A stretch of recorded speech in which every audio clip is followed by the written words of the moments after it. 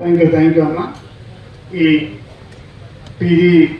JAC సదస్సు అధ్యక్షులు మానం జగదీశ్వర్ గారు, సెక్రటరీ జనరల్ ఏలూరు శ్రీనివాసరావు గారు,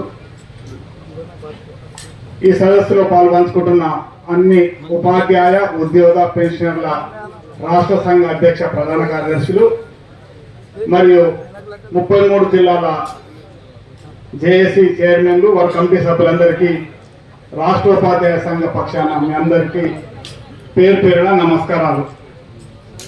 చాలా అంశాలని ఈరోజు చైర్మన్ గారు మీ ముందు ఉంచారు. వాటికి తప్పకుండా ఉపాధ్యాయులుగా, ఉద్యోగులుగా, పెన్షనర్లుగా, కార్మికులుగా ఈ సమస్యల పట్ల మనం పోరాటము తప్పనిసరి చేయవలసిన పరిస్థితి ప్రభుత్వం మాకు కల్పించిందిగా మీ అందరి ముందుగా ప్రత్యేకంగా ప్రభుత్వం మరొకసారి జగదీశ్వర్ గారు స్పష్టంగా చెప్పారు.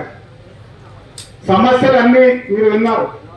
ఇంకా బ్యానర్ పైన కూడా చాలా సమస్యలు ఉన్నాయి. చూడండి, ఇందులో ఆర్థికంగా ఇబ్బందులు లేని సమస్యలు ఇవ్వడానికి 50 డిమాండ్లు పెట్టున్నాము. మరి వాటిలో కూడా క్యాబినెట్ సబ్ కమిటీని వేసి కూడా ఇంతవరకు పిలిచి మాట్లాడకుండా ఉండడం అనేది సరైనది కాదు. తప్పకుండా ఈరోజు 2 జిల్లాల్లో సదస్సులు అయినాయి. చాలా సంతోషం, వారిని అభినందిస్తున్నాం. ఖమ్మం జిల్లాలో ర్యాలీ కూడా మేము చూసాం, అందులో గ్రూప్లో పెట్టిన చాలా ఆ జిల్లా వాళ్ళందరికీ పేరు పేరున నమస్కారాలు, కృతజ్ఞతలు. అదే కోణంలో, అదే పరిస్థితుల్లో జేఏసీ చైర్మన్ గారు చెప్పినట్టు పూర్వ జిల్లాలలో ఏ మేరకు బాధ్యతలు అప్పచెప్పి కార్యక్రమాలు నిర్వహించాలన్నా ఆ మేరకు చేయడానికి మేము సిద్ధంగా ఉన్నాం. అదే కోణంలో రాష్ట్ర ప్రభుత్వం ఇప్పటికైనా గమనించాల. డిప్యూటీ సీఎం గారే సంఘాలతో సమావేశం ఏర్పాటు చేశారు. 500, 600, 800 కోట్లు ఎవరికి ఇవ్వాలంటే కూడా మేము చెప్పాం. ముందస్తుగా రిటైర్ అయిన వారికి బెనిఫిట్స్ ఇవ్వండి అని కూడా అక్కడే మేము చెప్పున్నాం. చాలా దుర్మార్గంగా ప్రభుత్వం ముందుకు వెళ్తుంది, సరైన విధానం కాదు. ఏ ప్రభుత్వమైనా, ఏ పాలకులైనా అందరూ వైఖరి ఒకటిలాగే కనిపిస్తూ ఉంది. ఈరోజు చూస్తున్నాం, రాష్ట్ర ప్రభుత్వం అధికారులకు వచ్చే సందర్భంలో వారు పెట్టిన మేనిఫెస్టోలో ఏదైతే పెట్టినా వాటిని అమలు చేయాలని మేము కోరుతున్నాం. కొత్తగా కొంతమ కోరికలు మావి కావు. 2003 డిఎస్సి స్పష్టంగా చెప్పారు, ఆర్థికంగా ఇబ్బంది లేదు వాళ్ళకి. 2003 డిఎస్సి వారికి పాత పెన్షన్ విధానిస్తే రాష్ట్ర ప్రభుత్వానికి లాభం వస్తుందని ప్రభుత్వం తెలుసు. మరి జేఏసీ నాయకులతో మాట్లాడి వాటిని అమలు చేయవలసిన బాధ్యత ప్రభుత్వంపై ఉందా లేదా? మరి అదే కోణంలో ఈ రోజు జిల్లాలో పరిస్థితి చూసినట్టయితే చాలా జిల్లాల్లో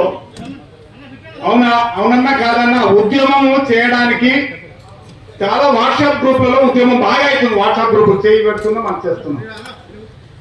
ప్రత్యక్ష ఉద్యమం తప్పకుండా రేపు జరగబోయే జిల్లాలలో జరగబోయే ఉద్యమాలలో కూడా తప్పకుండా మా బాధ్యతగా జిల్లాలలో టార్గెట్ ఎంతమంది ఉద్యోగులు రావాలి అనుకొని ఖచ్చితంగా విజయవంతం చేయనట్లయితే ప్రభుత్వం ఇంటెలిజెన్స్ రిపోర్ట్ తీసుకుంటుంది. పేలవంగా సదస్సు పెట్టామనుకో తప్పకుండా అంత బాధ లేదు, వీళ్ళకు మెల్లగా వెళ్దామని అనుకుంటారు.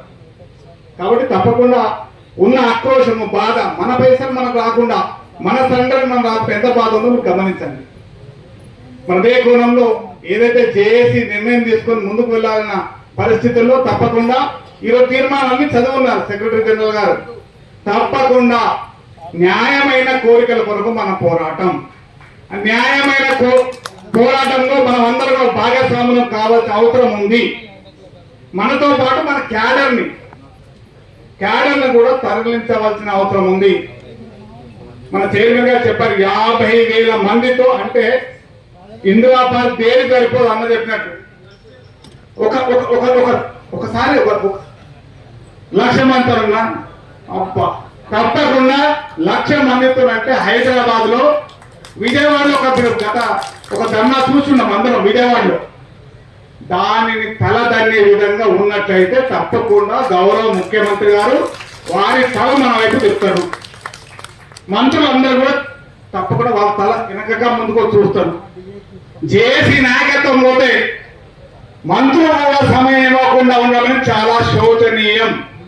ప్రభుత్వానికి ఉద్యోగ ఉపాధ్యాయ కార్మికుల పెన్షన్ సత్తా అయిందో ఒక్కసారి ఒక ఉద్యమ రూపంలో జూన్ 9 జరిగే కార్యక్రమంలో మన సత్తాను ఒకసారి చూపెట్టడానికి మీరందరూ కూడా కంకణబద్ధులై ఉండాలని కోరుతూ, తప్పకుండా జేఏసీ తీర్మానాలకు మేమంతా కూడా కట్టుబడి ఉంటామని, ఈ వేదిక ఆ మేరకే పనిచేస్తుందని మాట్లాడే అవకాశం మీ అందరికీ కృతజ్ఞతలు తెలియజేస్తూ ముగిస్తున్నాను. థ్యాంక్ యూ అన్నారు.